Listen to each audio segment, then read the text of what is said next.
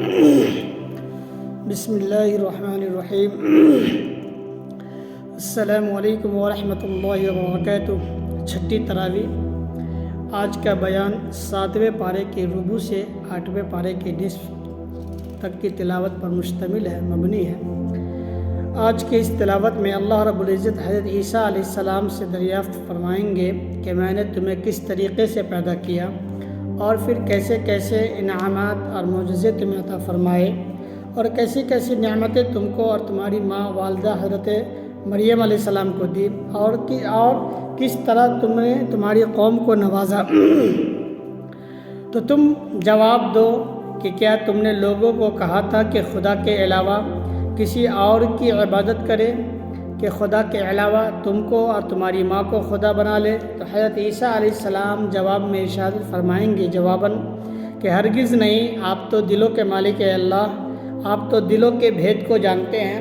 میں نے تو صرف آپ کے حکم کے مطابق صرف آپ کی بندگی کا حکم دیا تھا لوگوں کو، اس کے باوجود اگر لوگوں نے انکار کیا، کفر کیا، تو اے اللہ آپ انہیں چاہے تو سزا دے دیں یا معاف کر دیں، ہر بات پر آپ قادر ہیں، آپ دانا ہیں اور بینا ہیں۔ پھر اس کے بعد اس سورہ انعام شروع ہو جاتی ہے، اور پھر اللہ رب العزت فرماتا ہے کہ دشمنوں کی عادت رہی ہے کہ وہ ہمیشہ پیغمبروں کا مذاق اڑایا کرتے ہیں، انہیں جادوگر بتاتے ہیں، انہیں اور طرح طرح کے ناموں سے نوازتے ہیں، انہیں طرح طرح سے الزام دیتے ہیں، اور نہ جانے کیسے کیسے کس طریقے سے ان کا مذاق اڑایا جاتا ہے۔ لیکن اللہ کا دین ان پر مسلط ہو کر رہے گا۔ جھٹلانے والوں کا انجام برا ہے، اور بناوٹی خداؤں میں فرق یہ ہے کہ اللہ جو اصل اللہ مالک ہے، وہ اپنے بندوں کو روزی دیتا ہے، رزق دیتا ہے، ان سے لیتا نہیں، اور جو غیر اللہ ہے، جو اللہ کے علاوہ جن کو لوگوں نے معبود بنا رکھتا ہے، وہ اپنے پجاریوں سے، اپنے عبادت گزاروں سے رزق دینے کے بجائے الٹا ان سے رزق لینے کے محتاج ہوتے ہیں۔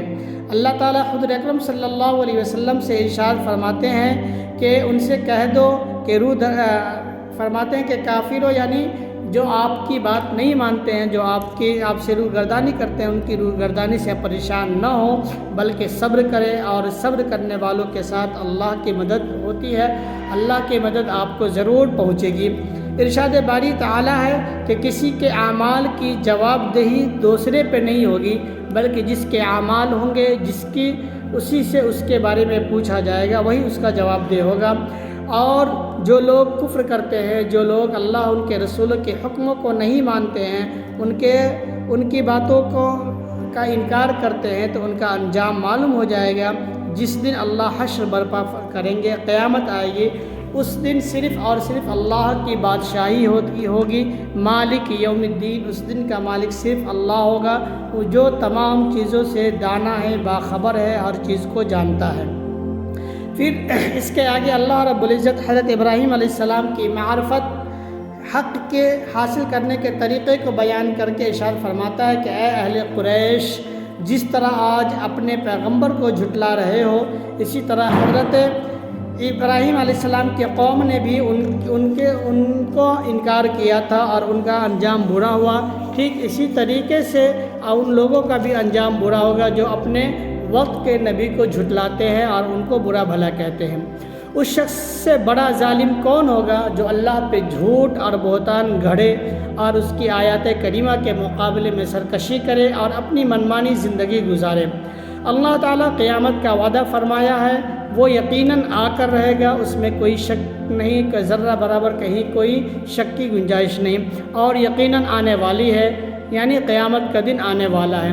ظالم جو ظلم کرتے ہیں، جو لوگوں کے ساتھ برا سلوک کرتے ہیں، ان کے حقوق کو دباتے ہیں، غیر حقوق طریقے سے، غیر شرعی طریقے سے ان کے حقوق کو اپنے حصے میں لیتے ہیں، ایسے لوگوں کو ظالم کہا جاتا ہے، اور ظالم کبھی کامیابی کو نہیں پہنچیں گے، فلاح و بہبود کو نہیں پہنچیں گے۔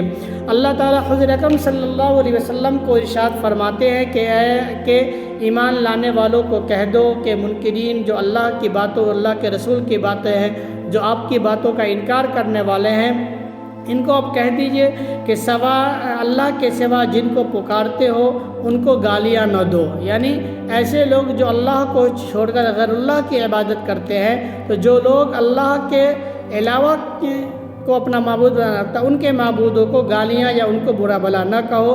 اگر آپ کہو گے تو جواباً وہ آپ کے ساتھ آپ کے اللہ کو، آپ کے رب کو برا بھلا کہے گا اور آپ کے رب کے حق میں زبان درازی اور گستاخی کرنے لگے گا۔ اللہ تعالیٰ کا ارشاد ہے کہ اے محمد صلی اللہ علیہ وسلم کہہ دو کہ مجھے میرے پروردگار نے سیدھا راستہ دکھایا، جسے ہم صراط مستقیم کہتے ہیں۔ میری نماز، میری عبادت، میرا جینا اور میرا مرنا سب کچھ اللہ کے لیے ہے، جس کا کوئی شریک نہیں۔ پھر اس کے بعد اس صورت کے اندر کچھ ایسی ہدایات اور تاکیدات فرمائی ہیں جو مندرجہ ذیل ہے۔ سب سے پہلے یہ ارشاد فرمایا کہ اللہ کے ساتھ کسی کو شریک نہ ٹھہرائے۔ اللہ ایک ہے، اکیلا ہے، یکتا ہے، اس کا کوئی ساجھی نہیں۔ پھر اس کے بعد حکم دیا کہ والدین کے ساتھ اچھا سلوک کرو، ان کے ساتھ نرمی سے پیش آؤ، نرمی کا برتاؤ کرو، ان کے ساتھ نرم خو اختیار کرو۔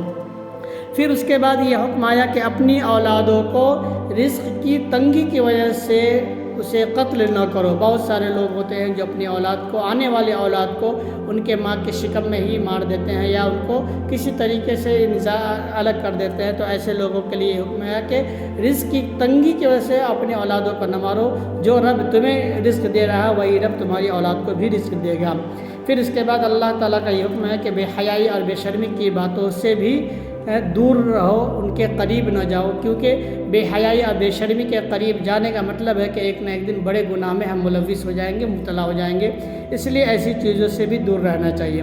پھر اسی طریقے سے حکم ہے کہ کسی بھی انسان یا جاندار کا ناحق جان مت لو، جب تک کہ اس کے اوپر کوئی شرعی حدود یا شرعی حکم نہ نافذ ہو جائے، اس وقت تک اس کی جان نہ لی جائے۔ پھر اسی طریقے سے یہ حکم آیا کہ ناپ تول کرنے میں کمی نہ کرو۔ ناپ تول کرنے سے آسمان کی مصیبت اور بلائیں آتی ہیں، تو ناپ تول کرنے میں صحیح ناپ تول کے ساتھ، انصاف کے ساتھ ناپ تول کیا کرو۔